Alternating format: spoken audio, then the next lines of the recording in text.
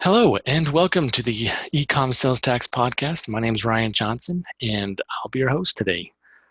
And I'm pretty excited about today's topic. I'm going to be talking about sales tax audits and what you can expect from them, and how you can navigate them a little bit easier, and what you can do now in order to prepare for one. Because it's not really, when it comes down to it, it's not if you go under a sales tax audit, it's when. Today we actually had a webinar that covered how to fight a sales tax audit, and I got the question: do states audit out-of-state companies more often now? Meaning more often after the Wayfair Supreme Court decision last July, I guess July of 2018. And we've been doing this for 25 plus years, and states are constantly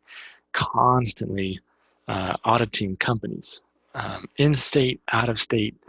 And I know that Texas has it's about 600 plus auditors that they employ, and so they are constantly finding more and more companies to audit. So they're constantly busy. And we've got stories of states going after different companies in it, out of state, pre-Wayfair and post-Wayfair. States just have a little bit more of a leg to stand on when it comes to Nexus. We know that there's really kind of two main types of Nexus. You got your physical Nexus, and now your economic Nexus. And this is what's really has has stemmed from the Wayfair decision, is the economic Nexus.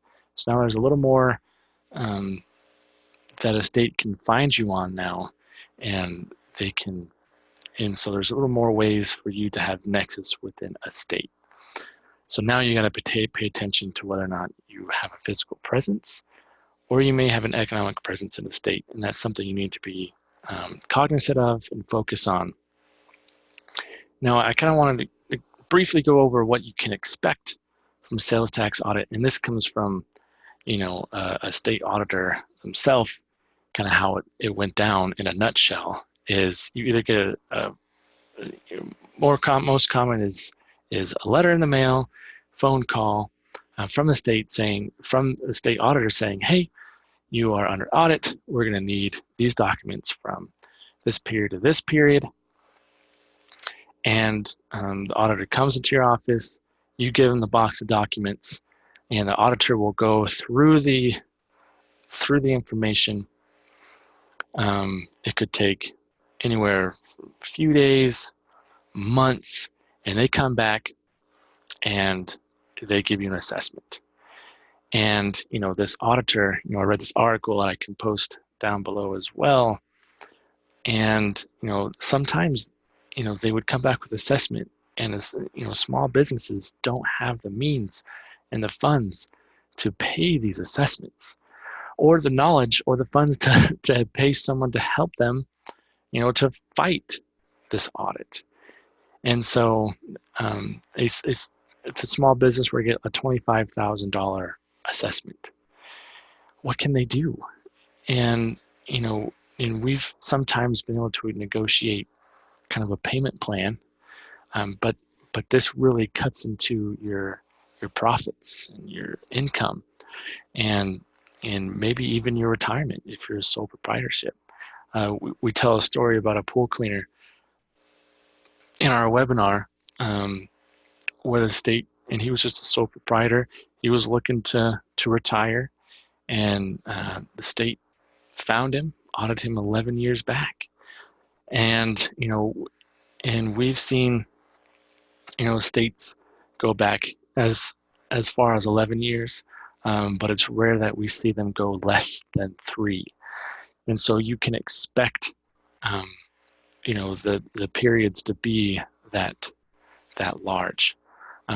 But as far as audits go, that's kind of just how it goes. Kind of briefly and simply, But let me kind of go over some errors that auditors find that in audits that they are looking for.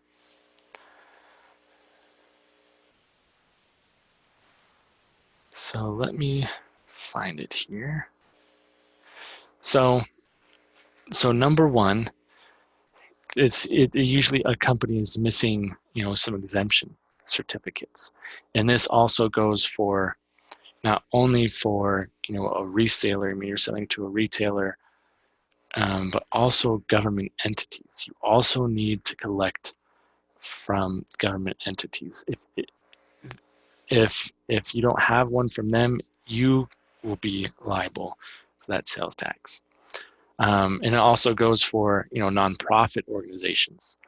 Even if they tell you that they're exempt and it makes sense and it's widely known that they're exempt, you still need that exemption certificate.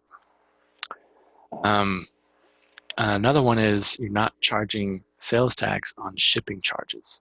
A lot of times that is required, most of the time, actually. Maybe you're not charging tax on other taxable services.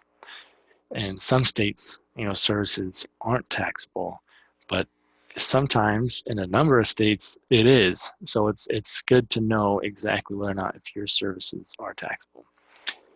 Another one is a failure to pay use tax on untaxed purchases used by your business and not resold. That oftentimes goes overlooked. Failure to have receipts to show that purchases using credit cards were taxed by the vendor. Operating in capital leases that are not taxed properly.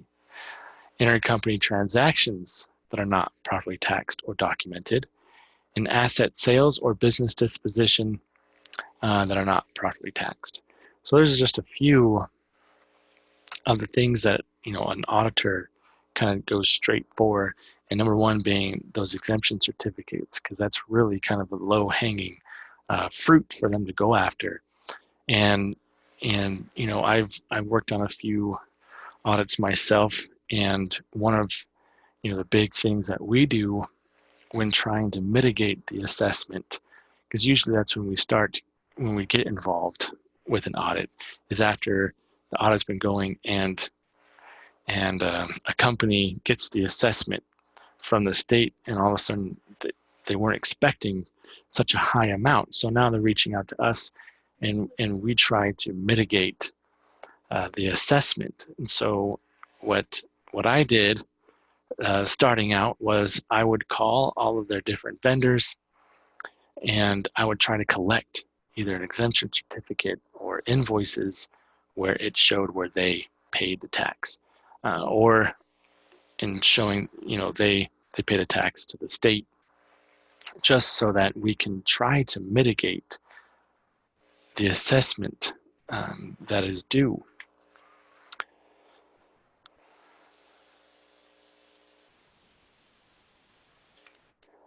And one tip that this state auditor gave was that most companies have no clue as to what their liabilities will be.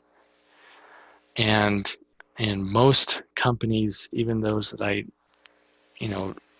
talk to on a day-to-day basis, they don't really want to spend the time or the money in order to become prepared for a sales tax audit. And there's ways for you to be able to do that, to be ready and to learn what your liabilities could possibly be. And one of the things that we do is we provide what we call a Nexus and Taxability review, our next review, we call it. And what this does is it goes through and we determine where you have Nexus in each and every state. And we also go over the taxability of your products or services. And through that, if we learn that you may have been doing business for a number of years within the state and you had Nexus, we may go through and we'll go through and determine what your potential liability, sales tax liability is within each state. And and we can help you determine whether or not you should do a VDA there, or you can go ahead and register for the sales tax and start filing going forward. And this is what you can do now. Again, I reiterate that it's not if you have a sales tax audit, it's when. And I want to point out that the auditors are not out there to get you to give you the biggest sales tax assessment ever.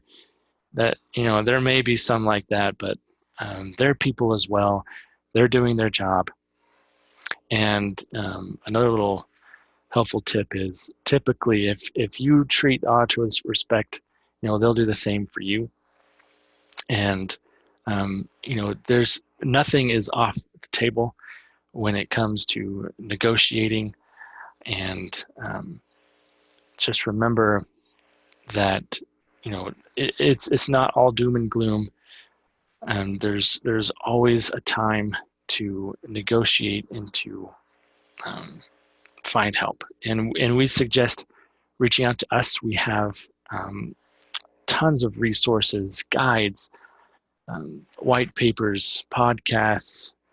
We can even get on the phone with you to help navigate in your sales tax audit to make you the most successful as possible. And you can find my contact information down below. You can also find all these resources. And let's get together. Let's get you through the sales tax audit, or let's help you prepare for one. And that's where you're going to be the most comfortable. And an auditor may be surprised coming into your business that you actually have everything together, and you may not have any assessment coming out of it. So once again, please, you can join our webinar and learn a little bit more. Download our guide, and you can read and get way more in depth than what I was able to do today. Really, what I was trying to do is make you aware of what kind of resources are available to you when it comes to sales tax audits. And I hope to see you guys next week. Bye.